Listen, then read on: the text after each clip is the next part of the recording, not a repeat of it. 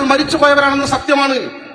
മരിച്ചുപോയവർ എന്നല്ല അവരെ കുറിച്ച് പറയുന്നത് കിതാബുകളിൽ അർവാഹുൽ മുഖദ്ദസ, വിശുദ്ധാത്മാക്കൾ എന്നാണ്. വിശുദ്ധാത്മാക്കൾ മറഞ്ഞ വഴിക്ക് ഉപകാരം ചെയ്യും. അത് നിങ്ങൾ ശിർക്കാണെന്ന് പറഞ്ഞിട്ട് കാര്യമില്ല. ആ വിശുദ്ധാത്മാക്കൾ ആത്മീയമായി ഇവിടെ ജീവിക്കുന്നുണ്ട്, ഭൗതിക കാര്യങ്ങൾ ഇടപെടുന്നുണ്ട്. വിശുദ്ധ ഖുർആൻ സുന്നത്ത് പഠിപ്പിച്ചിട്ടുണ്ട്. ഈ കാണുന്ന പ്രവിശാലമായ സദസ്സിൽ പോലും എത്രയോ വിശുദ്ധാത്മാക്കൾ ഉണ്ട് എന്ന കാര്യം ഉറപ്പാണ്. അവരുടെ ബറക്കത്ത് കൊണ്ട് അല്ലാഹു രണ്ട് വീട്ടും നമ്മുടെ വിജയികളുടെ കൂട്ടത്തിൽ ഉൾപ്പെടുത്തി അനുഗ്രഹിക്കുമാറാകട്ടെ. വിശുദ്ധാത്മാക്കൾ യാഥാർത്ഥ്യമാണ്. അവർ മരിച്ചുപോയി മറഞ്ഞുപോയി എന്ന കാരണത്താൽ അവരിൽ നിന്ന് ഗുണം പ്രതീക്ഷിച്ചാൽ മുശ്രിക്കാവും കാഫിറാകും എന്ന വാദം നിരർത്ഥകമാണ്.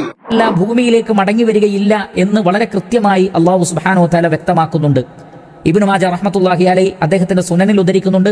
ജാബിർ ഇബ്നു അബ്ദുല്ലാ റളിയല്ലാഹു അൻഹുവിന്റെ പിതാവ് അബ്ദുല്ലാഹ് ഇബ്നു അംർ ഇബ്നു ഹറാം അദ്ദേഹം മരണപ്പെട്ടപ്പോൾ അഥവാ ഷഹീദായി ഉഹദ് യുദ്ധത്തിൽ അല്ലാഹു സുബ്ഹാനഹു വ തആലയുടെ സന്നിധിയിലെത്തിയപ്പോൾ റഹ്മാനായ റബ്ബ് പറയുന്നുണ്ട്, യാ അബ്ദി തമന്ന അലയ്യ ഉഅതിക്, എന്റെ അടിമയായ വ്യക്തി താങ്കൾ ആഗ്രഹിക്കൂ, താങ്കൾക്ക് ഞാൻ നൽകാം. അപ്പോൾ അബ്ദുല്ലാഹ് ഇബ്നു അംർ ഇബ്നു ഹറാം റളിയല്ലാഹു അൻഹു പറയും, യാ റബ്ബി തുഹയ്യിനി ഫഉഖ്തലു ഫീക സാനിയ, ഭൂമിയിൽ നീ എന്നെ ഒരിക്കൽ കൂടി ജീവിപ്പിക്കൂ, ഞാൻ ഒരിക്കൽ കൂടി യുദ്ധം ചെയ്ത് കൊല്ലപ്പെടട്ടെ. ഫഖാല റബ്ബു സുബ്ഹാനഹു, അപ്പോൾ അല്ലാഹു പറയും, ഇന്നഹു സബഖ മിന്നി അന്നഹും ഇലൈഹാ ലാ യർജിഊൻ, ലൗഹുൽ മഹ്ഫൂദിൽ ഞാൻ നേരത്തെ രേഖപ്പെടുത്തിയിട്ടുണ്ട്, ഞാൻ ഖദറാക്കിയിട്ടുണ്ട്, ഒരിക്കൽ മരണപ്പെട്ട് കഴിഞ്ഞാൽ പിന്നെ ഖിയാമത്ത് നാളിന് മുമ്പ് ഭൂമിയിലേക്ക് മടക്കപ്പെടുകയില്ല, അഥവാ ഭൂമിക്ക് പുറത്ത് ജീവിക്കുന്ന ഒരവസ്ഥയില്ല. നാം നേരത്തെ പറഞ്ഞ സന്ദർഭത്തിലല്ലാതെ ഖബറിൽ വെച്ച് ചോദ്യം ചെയ്യാൻ വേണ്ടി റൂഹിനെ മടക്കി കൊടുക്കും, അതിനപ്പുറത്തില്ല.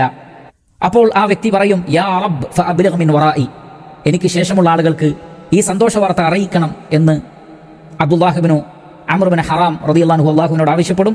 ഫഅൻസലല്ലാഹ്, അപ്പോഴാണ് അല്ലാഹു ആയത്തിറക്കുന്നത്, വലാ തഹ്സബന്നല്ലദീന ഖുതിലൂ ഫീ സബീലില്ലാഹി അംവാതാ ബൽ അഹ്യാഉൻ ഇൻദ റബ്ബിഹിം യുർസഖൂൻ, അല്ലാഹുവിന്റെ മാർഗ്ഗത്തിൽ കൊല്ലപ്പെട്ടവർ മരണപ്പെട്ടവരാണെന്ന് നിങ്ങൾ കരുതരുത്. അല്ലാഹുവിന്റെ അടുക്കൽ അഥവാ സ്വർഗ്ഗലോകത്ത് അവർക്ക് റിസ്ഖ് ലഭിക്കുന്നുണ്ട്, ഉപജീവനം ലഭിക്കുന്നുണ്ട്. ഇമാം അഹ്മദ് ബിൻ ഹംബൽ റഹ്മത്തുള്ളാഹി അലൈഹി ആണ് പറയുന്നത്, ഹദ്ദസനാ മുഹമ്മദ് ബിൻ ഇദ്രീസ് യാനി അശ്ശാഫിഈ. ഇമാം അഹ്മദ് ബിൻ ഹംബൽ റഹ്മത്തുള്ളാഹി അലൈഹിയോട് പറയുന്നത് ആരാണ്?